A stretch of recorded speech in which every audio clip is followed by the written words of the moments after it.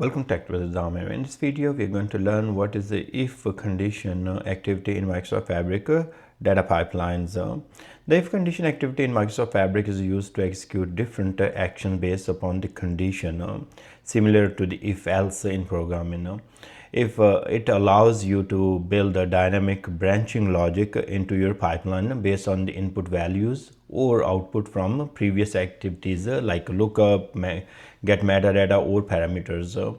So here is the syntax. So in this case we are saying at the rate if so check that equals activity lookup dot output dot value. So check for the first value dot load flag equal to 1. If that is equal to 1, then it means return me true. If not, then return me false.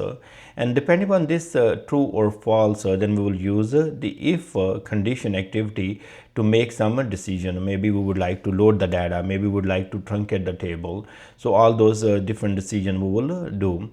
Now, condition split, there are some common scenarios such as conditional file loading. As I said that you want to, depending on some value, if it is true, you want to maybe load the file, otherwise you don't want to load the file. So only load a file if load flag is equal to 1 from a configuration table. So you can control that. Folder check only process if folder contain files. Schema validation, skip or fail pipelines if column count does not match.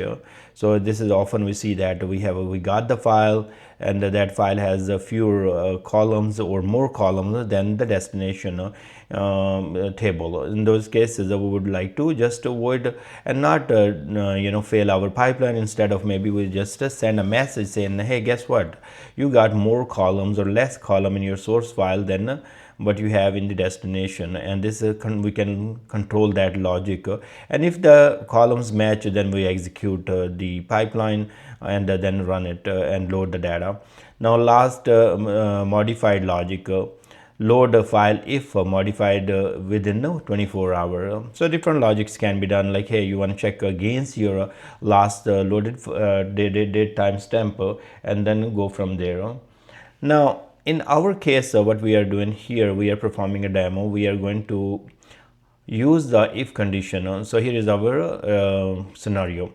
How to use if condition in Microsoft Fabric data pipeline: truncate table if file exists and load, otherwise don't do anything.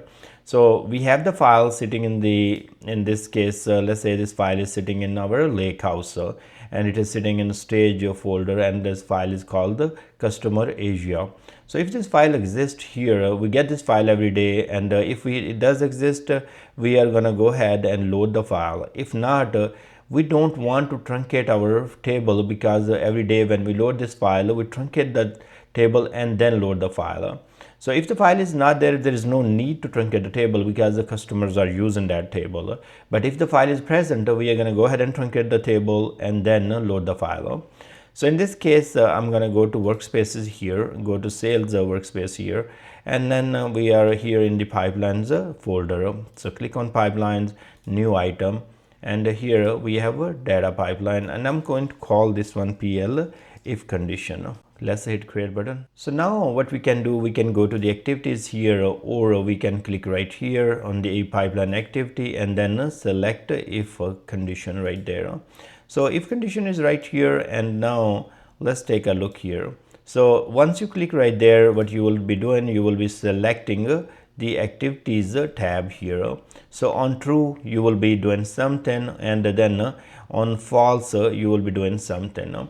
So this can be done with a lot of things. Let's say we have a variable, in this case I will say load flag, okay, and I check or populate this value from somewhere, okay, and then it is let me say something. So it is an integer. Now when the value of this is 1, then I want to load the file. That means it is true, otherwise I don't want to load the file. So now we have the variable load flag integer, and the value is 1, and then we go to the if condition, and here go to the expressions and add dynamic contents. And here I'm going to paste my expressions. So I'm checking if equals variables load flag is equal to 1. If that is 1, return me true, otherwise return me false. Now that's done, and now we can go and write our branch here. For the true, we are going to click right here, and here whatever we want to do, maybe we want to do copy activity or any other thing. Let's do wait activity here for testing purposes. So in the wait, I'm going to say true. Okay, so if true, right? So if true, then run this wait, and if not true, then we go back here, and then we are going to go back to the activities here and say run this one, and also have the wait activity, and it's going to be just wait for 1 second, and we are going to call this if false. Now we can go ahead on the home right here and go to the pipeline here, and you see that we have if condition activity here, and depending on the value of this variable, we can decide which portion we want to run. There are two activities. On true, we can run this wait if true, and on the false, we can run another one. So let's go ahead and execute that. And you can see that now it went into the branch and it ran the part where it was true, wait if true, right? So now we go back here, and then we are going to go to variables here, and then we say 0. And now if I execute this pipeline again, it's going to run the portion where it is false. So because now we have put the value 0, and our expressions are going to check if the value is 1, it's going to return true. If not, then it's going to return false. And that's how you can see right there, wait 1 if false is executed. So that's how you will do branching. Now let's go to the real time scenario. Now I'm going to go ahead and delete this, and also we can go ahead and delete the variable. We don't need that. And in this case, I'm going to bring get metadata. Why I want to get metadata? Because I want to check the file exists or not. So I'm going to go here in setting, and then I'm going to go to lake house here, and then what we are going to do, we are going to check the file. So click on file here, and then we can browse to all the way to the file that we are going to check. So go to stage, and here we are looking for the file called customer_Asia. So see right there, so that's the file there. And now we are going to tell this file, check this file if it exists. We can leave this as a binary, and now we should be go to new here, and then say exist. So when we execute that, this is going to return us exist is equal to true or false depending upon the file existence.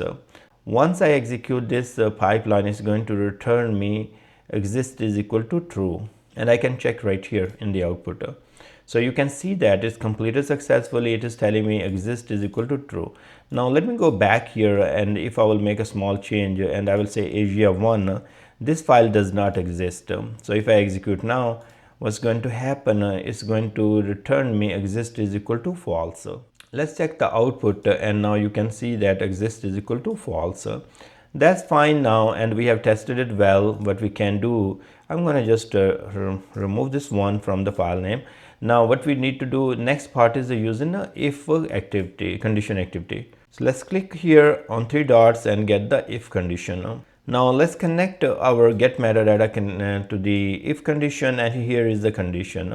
I'm going to go to the script expression here, add dynamic content, and here we are looking for exist, whether a file or folder or table exists. Click right there, and then we can leave this as is, because now it's going to return us false or true. So that's all we need.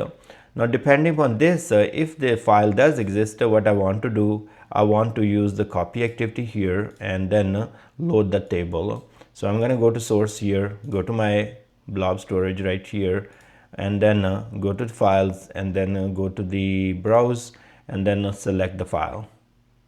So here's the file, and then we are going to check customer Asia. Now we go to the file type here, it's a delimited file, and then we can go to destination and then select our warehouse. So I can select a tech data warehouse, that's my warehouse. So here we have selected the table that we would like to load the data. Now if the file exists, we would like to load the data, and before we load the data, I want to do something. Maybe I can go to advanced here and truncate the table and load it. If the file does not exist, then this table should not be truncated and loaded. So in this case, I'm going to say truncate table, and then tbo.customer_area, and then it will truncate this table and load. Go to mapping here and then import schemas here. So this table has almost the same names but a little bit different. So F name is mapping to first name, and then I have L name that should be mapped to the last name, and here is salary, and then it is asking me, hey, do you have a file, you want to load the file name? I just want to ignore it. I'm fine without the file name. So now our table is and mapping is all done here, and now it was on the true if the file exists. Fine. So then I will go and write here and show you the data so you would know that. So if I execute this query, what's happening?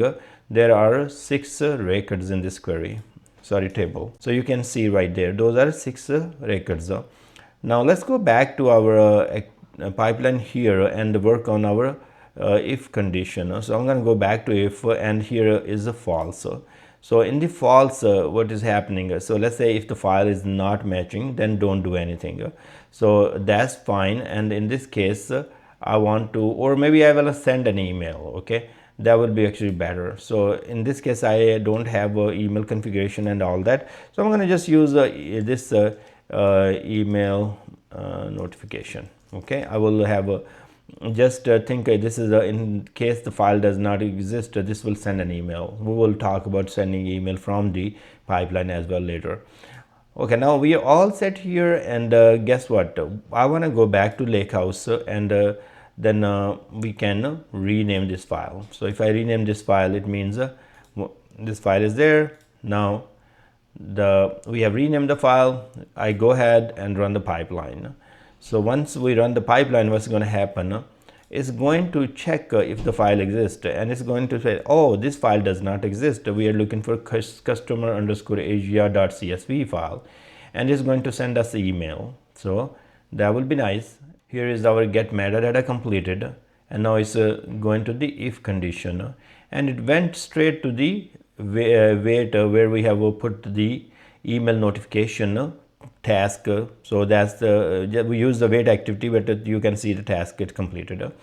Now if the file exists, then it will truncate and then load that. So let's go back and fix our file name here in the our Lakehouse. So I'm going to go ahead and rename, and here we will just remove one and click there.